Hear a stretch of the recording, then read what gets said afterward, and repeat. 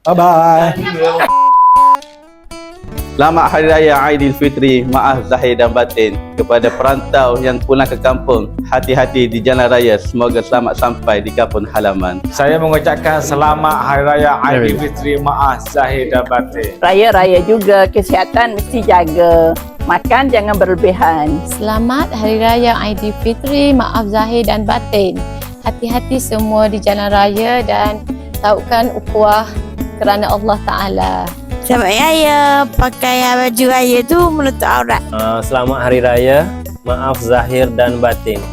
Suka-suka juga raya yang hidup klik my birthday tu dah. Kepada warga perantau, ayat-ayat doa lana, selamat hak mana perantau tu, hati-hati bawa kereta belakang, ingat orang tersayang. Hak duduk di tempat di doa lana ni dan dari raya ni, jangan duduk membazir lah.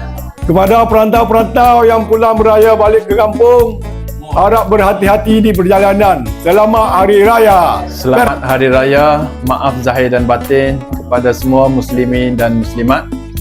Dan kepada perantau, hati-hati di jalan raya, ingatlah orang yang tersayang. Selamat Hari Raya Aidilfitri, maaf zahir dan batin. Kepada anak perantau, berhati-hati di jalan raya. Semoga selamat sampai ke destinasi yang dituju.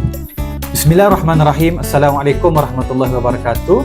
Saya Muhammad Baihaq bin Osman bagi pihak Pusat Khidmat Dun Ailanas ingin mengucapkan selamat Hari Raya Aidilfitri, maaf zahir dan batin kepada seluruh umat Islam, khususnya kepada adik kakak yang berada di Dun Ailanas. Semoga Allah Ta'ala menerima segala amalan kita di sepanjang bulan Ramadan. Dan marilah kita raikan Aidilfitri ini dengan penuh kegembiraan dan kasih sayang, dengan kita menziarahi antara satu sama lain dan kita mengunjungi sesama kita. Eid Mubarak.